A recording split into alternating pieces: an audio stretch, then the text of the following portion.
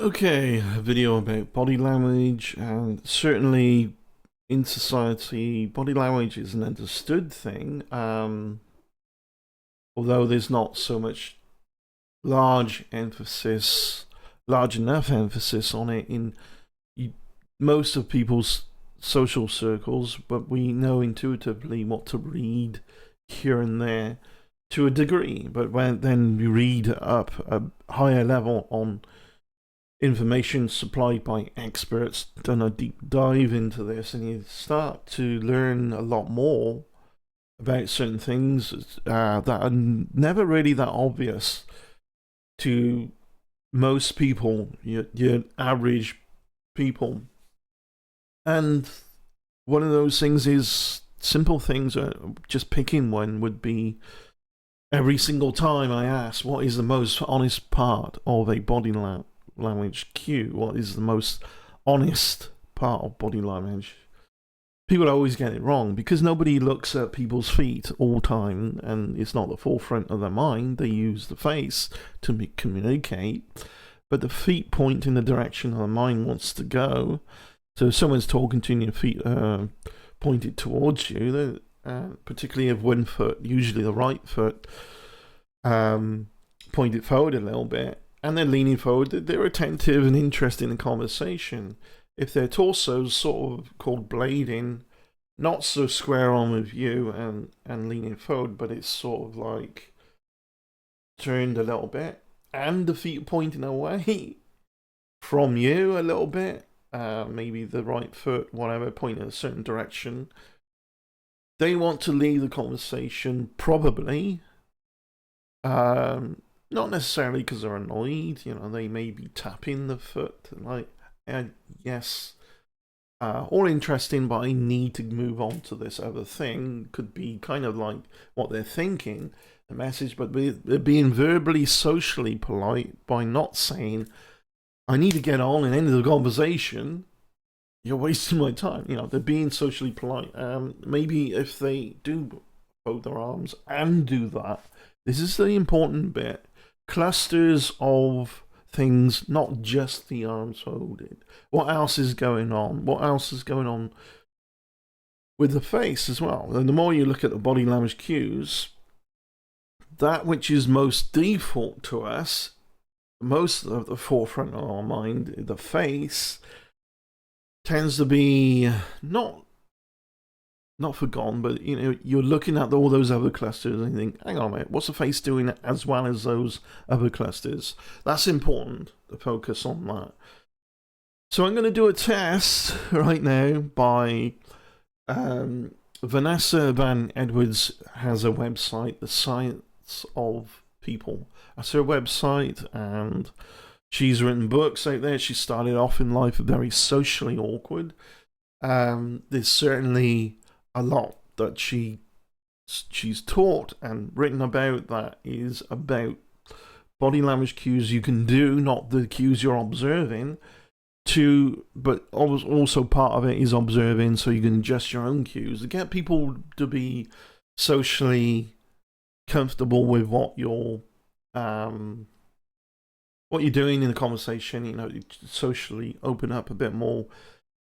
In a good way, not manipulative way at all. But the thing with all this kind of knowledge and the psychology of people, sure, it can be used by people with selfish motives, let's put it that way. And that's the thing with anything.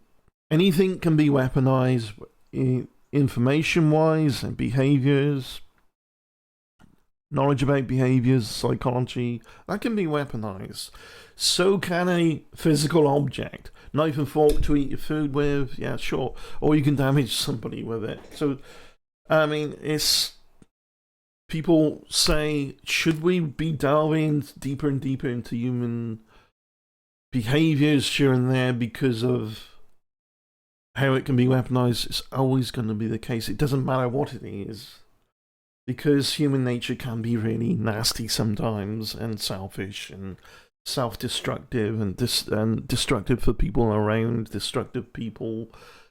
But just I think learning this allows you to avoid those people. You already. You've talked to people thinking, "Oh, I not really like that person. It seems so amicable, so genuine. I can't even quite put my finger on it, but that's the one I'm going to trust." And the other end of the scale is, I can't quite put my finger on it, but I'm not sure I trust that person. What you're picking up on is these subconscious to unconscious kind of cues here and there, because it's not at the forefront of your mind. You just want to have the conversation and the social discourse. Some body language cues here and there, and you know about the tone of voice if someone sounds sarcastic. And it's, of course, there's traits of autism, which has those people struggle more than the average on a default, but sometimes they can be an all-star, certain people with these issues, once they've read books on this and applied it, and they find a workaround on their disabilities. But generally autism restricts, not all of them, is different. Again, it's a complicated thing. But typically autistic people will tell you themselves they find it hard to read people. And that is a trait that even experts would say such a thing has them finding it hard to read people. So maybe even this could help you. I find perhaps if you think, what would you be feeling if you did that body language cue or that facial expression? How would you feel when you're doing it? And sometimes that works with people. So let me transition. I'm going to do this test. So I'm going to go bye-bye for now. And let's do this test. And this will be showing eyes. And it's said, that old saying, the eyes are the windows of the soul. Let's click next. And this is, you get a number of options to match the expression. But certainly, it's not just the eyeballs we're looking at, is it? Yeah. We see the surrounding brow, the eyelids, and is there wrinkles appearing and all that. That's really usually what's dictating the mood of the eye. Narrowed eyes would be the eyeballs not narrowing, but the eyelids are narrowing. Yeah. And wrinkles and all. The pupil can be dilated or restricted. Generally, when we're excited or adrenaline, the pupils dilate to allow more light in to observe more of what is going on. When we look at something that we find aesthetically appealing, that happens as well. When we look at something we find disgusting, the pupils actually restrict a little bit. So let's have a look. Which word best describes what the person in the picture is thinking or feeling? So I'm going to go, it's not poised.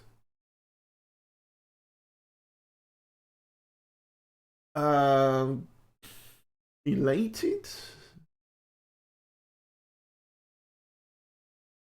I think it could be amazed or elate. I'm going to go amazed. Correct. Yeah, elated would be more of a smiling eyes, really, and maybe a bit of surprise here and there, something like that. Next. Revulsion, outrage, passion, allergic. There's a lot of wrinkling here. Narrowing of the eyes. People might say, oh, that's smiling eyes, but not as much, because there's some wrinkling around the... I know he's got glasses on, but you can't quite see this kind kind of. I think the nose is kind of wrinkling up. So I'm going to go revulsion on that one. Definitely not passion. I don't know why I got allergic there. Allergy isn't a feeling; it's a reaction. Like you got hay fever, you're going to get sore eyes. If you're reacting, if your hay fever does that to you, it's different side effects, but usually that's one of the default ones. So I'm going to go revulsion out of that. This is not outrage. There's no anger in this face. The brow is not furrowed. Let's go next. Correct. Next. Ooh. Panic, I think. Wonderment, not suspicion. Suspicion, I think, would be narrowing of the eyes a little bit in a. You start to think harder. I'm suspicious about this. Yeah. Wonderment. This is more like surprise, wonder, and panic all in one, which it would be panic. So I'm gonna panic. There's a worrying side there. I think the raised eyebrow, raised and pointing the brow pointing upward further from the far sides, a little bit wrinkled brow, panic. Let's see what happens. Correct. Okay. That's worry. That's a worried look. Confusion. It could be misery. Yeah, that's definitely not confusion, actually. That's worry or misery. Is not having this woman's not having a very good time. Correct. Okay, I'm doing well at the moment, so that's Vanessa Van Edwards' eyes for her own face in there. Which word best describes the person, the picture, thinking or feeling?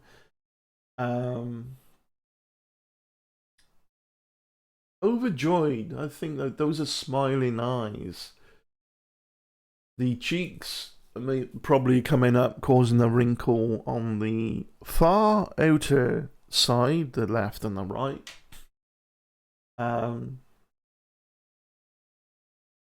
Yeah, I'm very happy. I find these eyes very happy eyes. Correct. Which word this describes this? I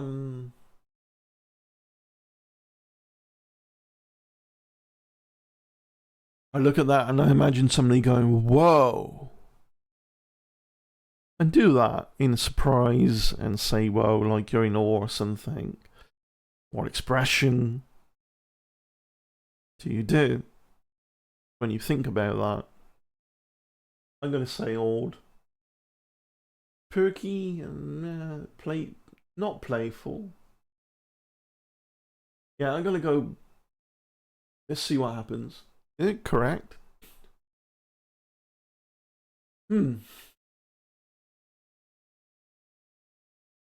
That to me is like that's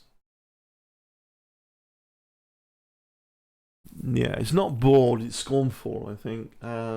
It's not angry. It's that kind of look you think, really? That's what you're going to be doing? You know, really, it's scornful. I think. Yeah, maybe bored. I'm gonna go scornful. Let's see what happens. Correct.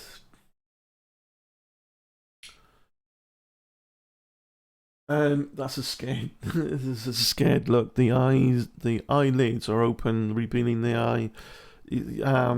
Want more light entering the pupil. You're terrified.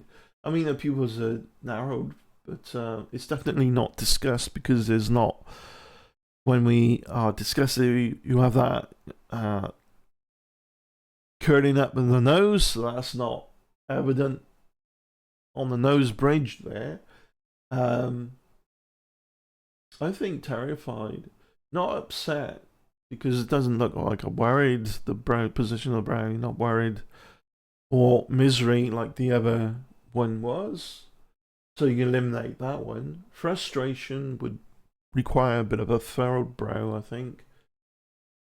Yeah. So correct. Oh, that's furrowed brow.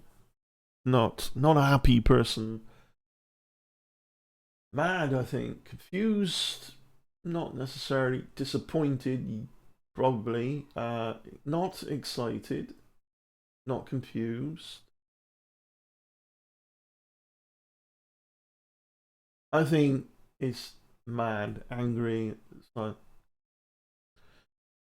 So why is this happening? Kind of look. Why is this happening? What the? Why is this going wrong? And you're furrowing your brow. I don't. That's my take on that. Let's see what happens anyway. I mean, the confusion. It could be disappointed. Let's see. Oh, correct. I mean, you're mad, you're disappointed, which makes you mad. Yeah, that kind of thing. Disgust. I said earlier about disgust option on the other, about the wrinkles around the nose. Look at the nose, the top of the nose there. Somebody might be doing the disgust look in a little bit of a funny way, going, ugh, like kind of joking, but it's still like, it could be, it's not rage, the brow is not furrowed. I mean, it's a little bit of laughter, perhaps, but the nose is wrinkled with it, and it's not necessary. No, it's not objection. I'm correct. It's disgust. Would you like more tips on how to decode people? Well, I'm doing my own take on it. I'm doing that myself, so I'm doing my own research. I'm not, I don't want no more emails from certain things. I got every one of them right. Every one of them. That's pretty damn good. I like that kind of success. Let's see. I'll bring myself back in.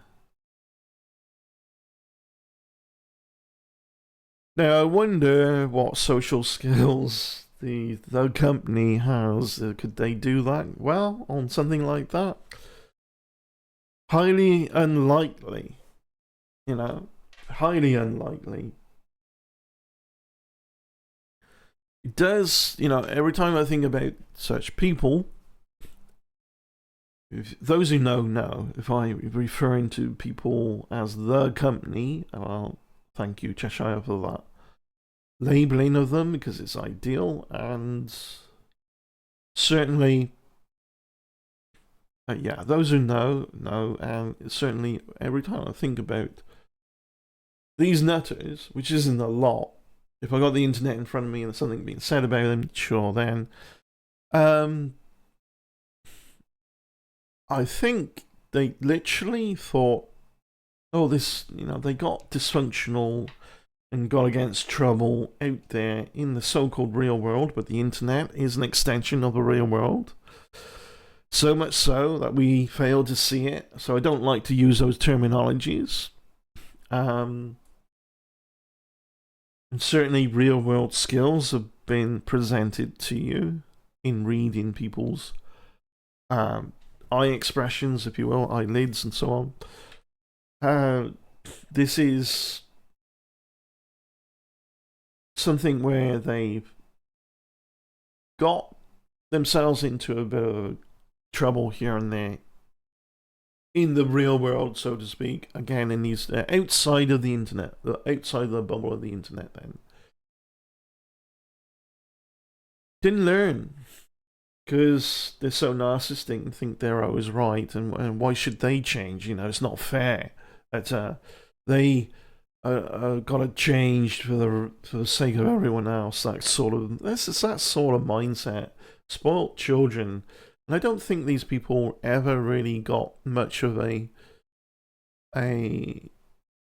life lesson in life, in terms of sometimes you can't have what you want because reality is a certain way with facts in reality, and the way it actually is doesn't support your fantasies of superiority. You have to work to get there.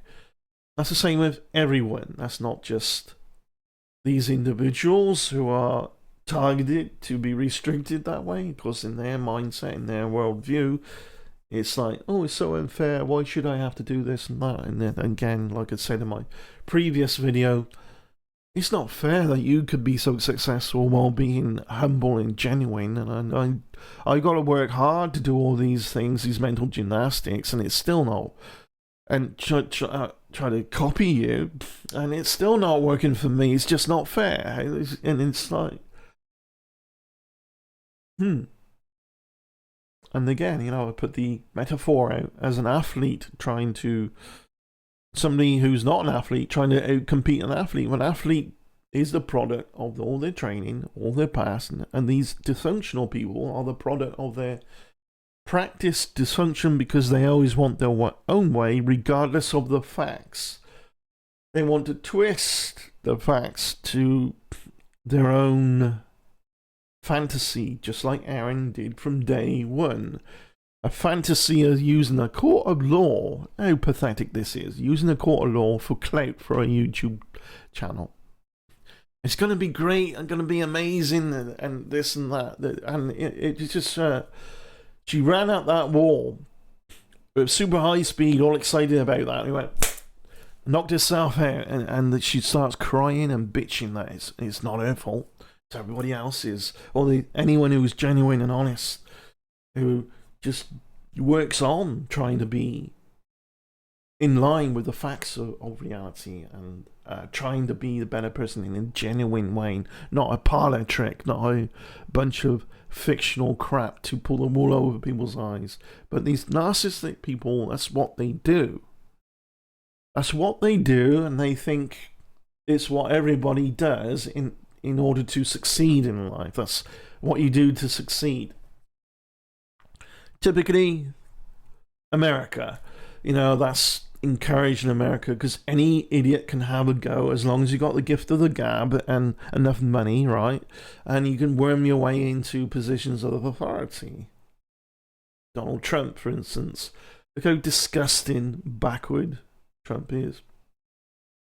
That's not to make any excuses for these socially dysfunctional nutters, but America is a lawless country. You got a convicted criminal trying to campaign for presidency. This is absolutely stupid. America really trains its citizens to deny just how disgusting and vile America actually truly is in the reality of things. Just keep waving that flag saying you're the best country and everything will be fine, right? Keep waving that claim that you're so altruistic, transparent, and amazing, and it's everyone else's fault that you got TROs and this and that, and it's never your fault, and you keep breaking the TRO. It's not your fault. It's no right for people to tell you what to do. You can always get your own way. I guarantee Erin always got her own way. Once upon a time, there was this little girl named Erin.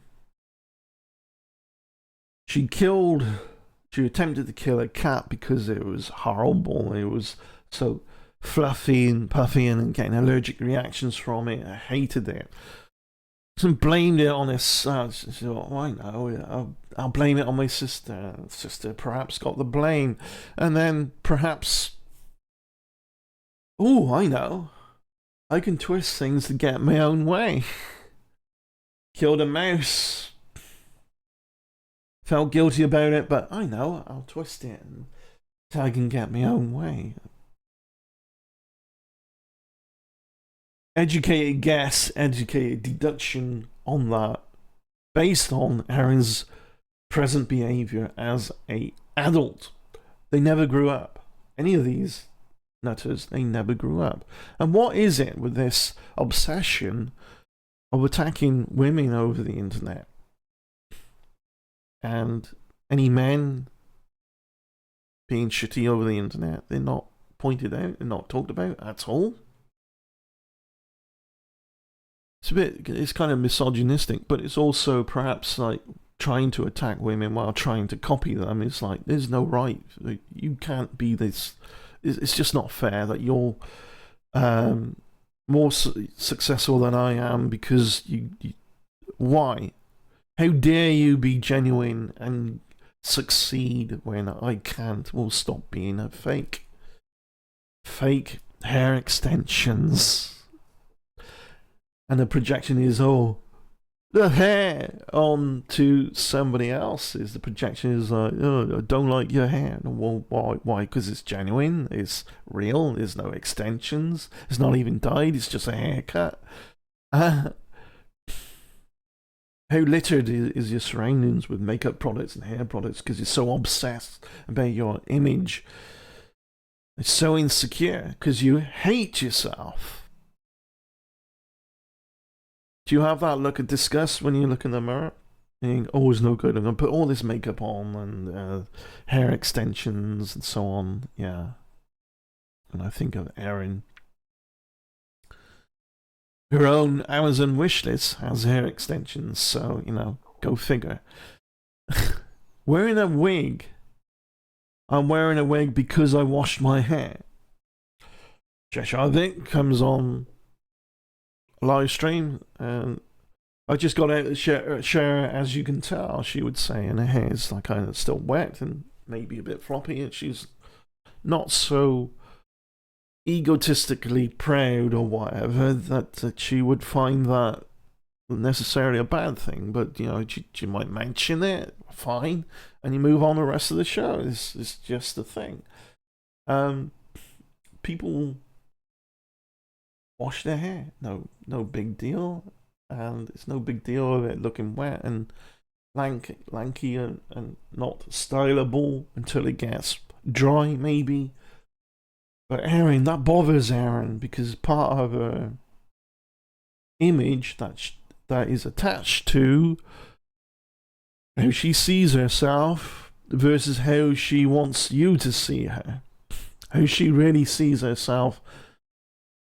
Versus how she would prefer to see herself and delude herself into thinking what she is and so on. It takes 10 to 20 minutes sometimes for her to finally get any content through when she starts a live show. She's so socially inept and technically inept here. And people, it sounds like perhaps when you're slating people like that, you keep ringing that negative bell. It's like, can't you do anything right? Well, if you keep doing things and doubling down on things that are really not good for your own public relations, then people are going to ring that positive bell. Do something right at least once and build on that.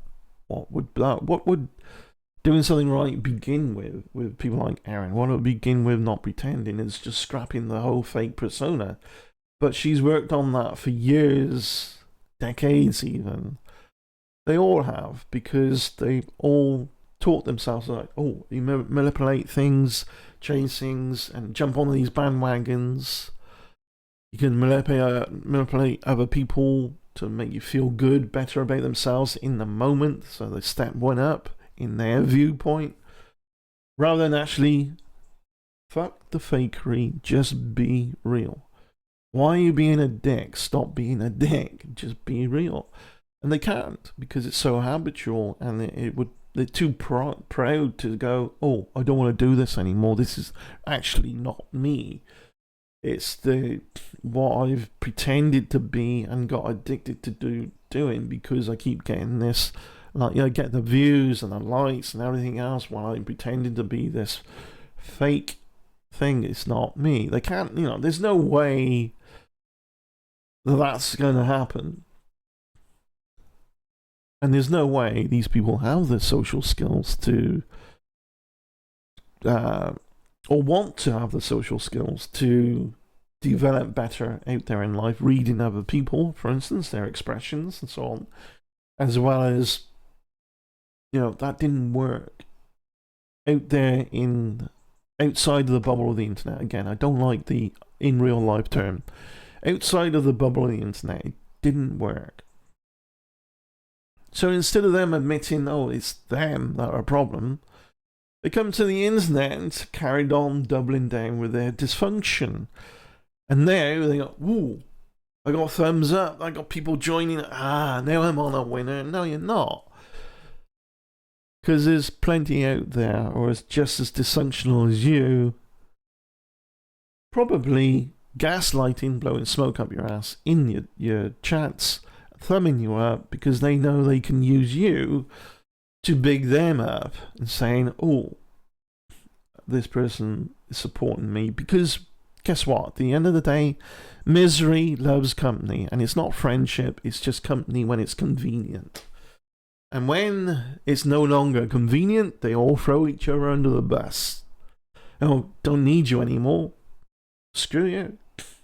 Whereas genuine friendship, genuine acquaintances and friendship, being an acquaintance, a business acquaintance, can lead to friendship as you get to know people via business and so on. That's great. And I always been an advocate of having more acquaintances than friends, and then there's like internet friendship, people you've never really met in person, but truly they will look out for each other a little bit here and there. That's friendly, right? So there goes kind of friendship. But it's not like the usual friendship that we normally socially skilled people are used to.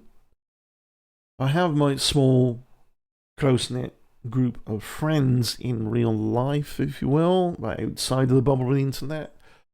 And I have my acquaintances. Always better to have more acquaintances than it is friends. But the narcissists will keep clocking up the numbers. Oh, look how many subs I got, and this and that. And these are people you've never really spoken to, and how many of them are pretending to be somebody that they're actually not as well.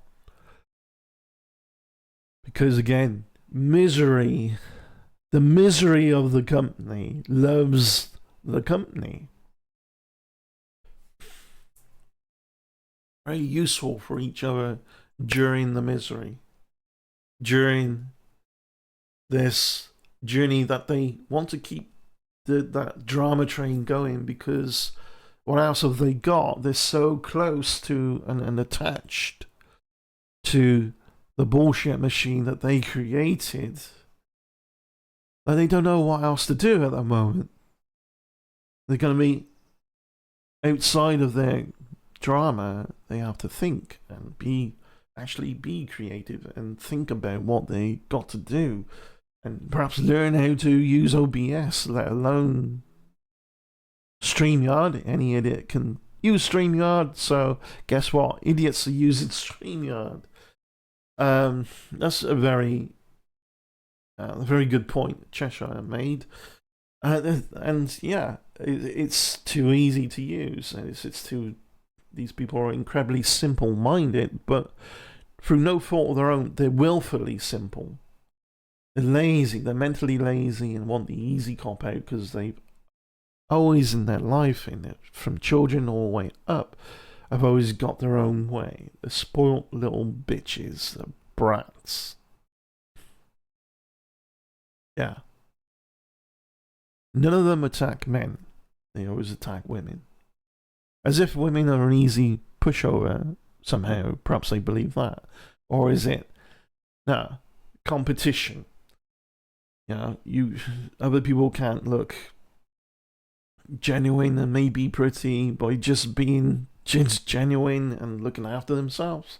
That's not fair. So Erin comes along. I know I'm gonna have like makeup put on. I'd use a face filter, and people are gonna love how I look, and I'm gonna dye my hair. I know. I put extensions on. It's like none of it is who she really is. None of it. Cheshire Vic comes along with, I just got out of the shower, my hair's a bit wet. Or she shaves one side of her head, and yeah, not a bad look at all, Cheshire. I think it suited you, and I was kind of growing it out a little bit now, but fine. You do you, and you deserve to doing you, because what you're doing is not fake. What Erin's does, fake through and through. I said many times, Erin is fake through and through, all the way through. It's like you Americans would call it candy. A stick of candy, a stick of rock. In the UK, these it's like a hard-boiled sweet bar, long stick. I don't know if you have them probably have them in America. They're at tourist sites, and you get the name of the place through in the middle. Through, you bite a bit off, and the name's all the way through. Well, Erin's like that. You know, inside Erin, all the way through, is fake, because that's all she does. Is she does this fakery in the hope that people buy the fakery, buy into it, and support her fakery while she supports these other fake people. They're all fake, every freaking one of them. They just don't know how to be real. Or they do, but they want that easy cop out. They're lazy, mentally lazy, disgusting, horrible individuals. On the surface of it, you might look at it as, if you've never really looked into them before, you go, just bunch of YouTubers being dysfunctional here, and ignore them, they're nothing. And that can be done from, at least I can do that. There's no skin off my nose, but when you do a bit of a deeper dive, cruelty to animals, definitely a thing. Vader admits that, I think she's said something like she's glued toys that the dog plays with together, super glue, which is toxic to dogs. It doesn't matter. I wonder what her household is like. It's pretty disgusting when she talks about her dog eating her knickers. It makes you want to retch, makes you throw up. But a dog ate some of her a pair of her knickers. That's the thing that she put it. I'm not making this up. She said it. Very strange. What's just laundry just thrown around on the floor, and makeup products everywhere, all over the desk. This is what I imagine their household to be like. Right. Gross. Erin, so socially dysfunctional that by her admission, she claims her son really doesn't want to have photos taken with her. It's paraphrasing perhaps, but it's pretty much what she's admitted to. On her own Facebook, there's a photo of her son and her. And her post related to that picture is, here's my son, I have to get him drunk to agree to a photo. There's her own daughter being photo, giving her the finger. It's like, fuck off, mum, stop taking photos. There's another photo of her son at a bar, a drinks bar, whatever. Is there doing a selfie? I'm here with a son, and there's a son not interested in the background. I think perhaps playing with his mobile phone. She puts it out twice. Here's the thing though, these are the ones she actually shares. So how bad is it half the time on the ones she doesn't share? Oh, I know. I can share these and pull that fake image over and people will buy it. And anyone with an IQ above mud is not buying it. Can't get along with her own family. She's dysfunctional out there outside of the bubble of the internet. She tried the same shit, perhaps, and a few differences here and there. Still dysfunction, still fake, through the internet, trying to big herself up. She got addicted to it and started trying harder and harder with the same bullshit. This is my take on her journey, if you will. And, you know, it's easy to conclude this once you look at the bigger picture, and even if it's wrong, it's going to be very close to the truth. All these people are so dysfunctional. So they thought, oh, try this. No, it's not working out there in the world. Not working because they are the problem. Oh, it's now not working on the internet because they are the problem. Breaking a TRO. And when Cheshire went through, I mean, a possibility, doesn't mean it will be that way, but a possibility of how many years will you get being in contempt of court for breaking a TRO and restraining orders, temporary restraining orders, all this being broken? An individual named Charlotte being attacked. And there's Aaron. There's a light show and goes, Charlotte. Keeps mentioning the name. More mentions of Charlotte than there is minutes in the video. That's creepy. This is just really weird. Oh, I've been told not to, therefore I'm going to do the exact opposite and double down. Again, that's what narcissism does. You tell people, a narcissist trying not to do something, they're going to do it the opposite, and they're going to do it more so. Regardless of whether it's the right thing to do or not, if it's the worst thing to do, they don't care. They just don't like being told what to do because they see it as an attack, not advice. Friendly advice. You shouldn't do this because here's the consequences. They read it as you shouldn't do this because you're no good at this, you're pathetic, and I'm better than you. That they see it as an attack. Because why? Because it's what they do. Every time they're pointed out with their dysfunctional ways, they see it not as advice, not as, hey, you shouldn't be doing this because it's going to get really bad for you because, you know, facts are facts, law is law, and so on.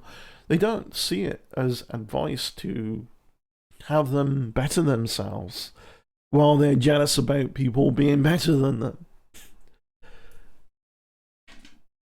Very bizarre, right? And it keeps going round and round. The circular thinking here doubles down. I don't know what we're going to see, how absurd they're going to get, but I think we're all going to be surprised with the absurdities they're going to twist now. They're rattled, they're panicking. And certainly I've been surprised a number of times. I said early on, Aaron's one to watch out for. I called it on that. But even I was surprised how bad it got. But then, starting to understand this addictive habit of they're so far dug in, and the pride won't let them go, oh, you were right, and all this, because it just they're going to get really, really bizarre. Really bizarre. And I don't know what is going to come, but I just am convinced. Some of them, particularly Erin, is going to do some really, really bizarre things here and there that we might learn of via her YouTube content, or we might learn of in other ways. We'll see. We'll find out. Look how bizarre Carl Curtis got, and weird and dysfunctional and on his own planet. And physical abuse of his boyfriend. evidence of which got out through the internet. Yeah. The longer you deny reality, the more you're in your own world, and the more you convince yourself that your own world is justified, the more bizarre you're going to get, right? See how that works? Peace out. Thanks for watching. Take care, and I look forward to doing another video soon. Hope you enjoyed the facial expression take. I got every single one right. Pretty cool. I'm quite happy with that. I'll see if I can look for others. Like I can see a bit more challenging for me, perhaps. Cheers. Bye.